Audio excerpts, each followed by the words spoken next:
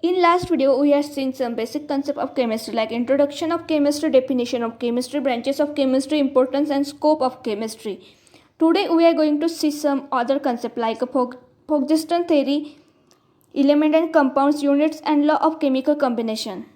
Chemical reaction is a process in which substance or substances interact producing new substance or substances. During early days of evolution, the first chemical reaction that was noticed was combustion. This was after the accidental discovery of fire. The Poggeston theory was one from this. Let's see what is the Poggeston theory. The discoveries of hydrogen, oxygen and formation of water from hydrogen and oxygen were the beginning of the subject modern chemistry. In 17th and 18th century, the combustion reaction were explained on the basis of Poggeston theory. The theory stated that a substance undergoing combustion mainly contains mysterious matter called Poggeston and some clash.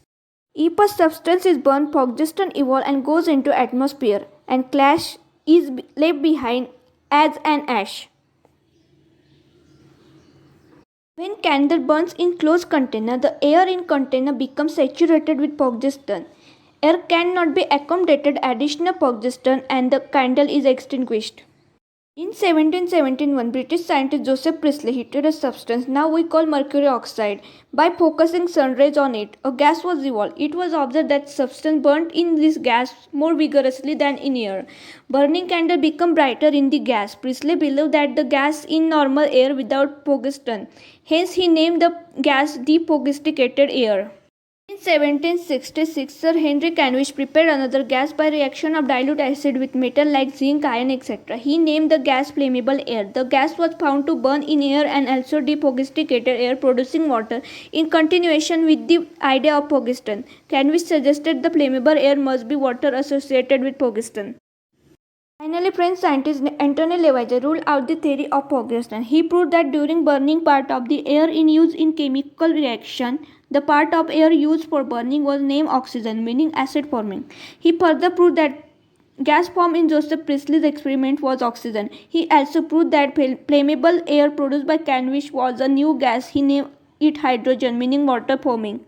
How was the oxygen and hydrogen was discovered? We get know that by the Poggeston theory.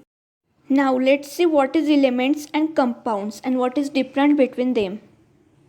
All pure substances are classified as either elements or compound. Then what is element?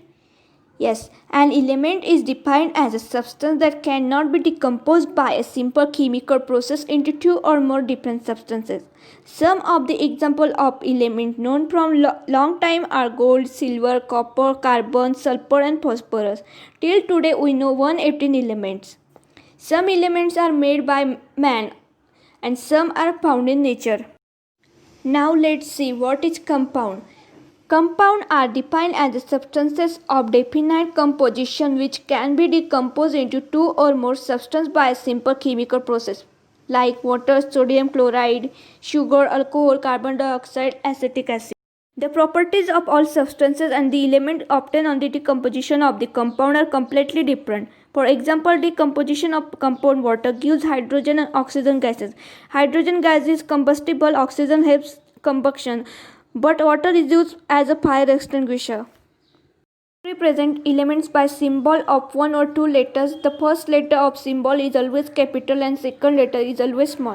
Chemistry is an experimental science. Experiments in chemistry involve observation and collection of data, both qualitative and quantitative. The quantitative data deals with the measurement of one or more physical properties like mass, length, volume, temperature, pressure, time, etc. The measurement of physical quantities involve comparison of magnitude or size with a standard of the same kind. The standards are chosen arbitrarily with some universally accepted criteria. The arbitrary decides and universally accepted standards are called units. There are several systems in which units are expressed like CGS, FPS and MKS. In CGS, centimeter for length, gram for mass and second for time. In FPS, foot for length, pound for mass and second for time. And in MKS, meter for length, kilogram for mass and second for time. There are two types of units, fundamental units and derived units. List of 7 fundamental units and some derived units are given here. We are going to see details about units in my future video, units in chemistry. Now we are going to see laws of chemical combination. There are four laws of chemical combination: law of conservation of mass, law of definite composition, law of multiple proportion, and Gay-Lussac law of combining volume of gases. Law of conservation of mass. This law stated that mass neither created nor destroyed during chemical combination of matter. Law of definite composition. This law stated that any pure compound always contains the same element in definite proportion by weight irrespective of its source or method of preparation. Law of multiple proportion. This law stated that if two elements chemically combine with each other, forming two or more compounds with different compositions by mass, then the ratios of masses of two interacting elements in the two compounds are small whole number. Gay-Lussac's law of combining volume of gases. This law stated that when gas react together to produce gaseous product, the volume of reactant and product bear a simple whole number ratio with each other, provided volume are measured at same temperature and pressure. This was the laws of chemical combination. We are going to see in detail in our next video.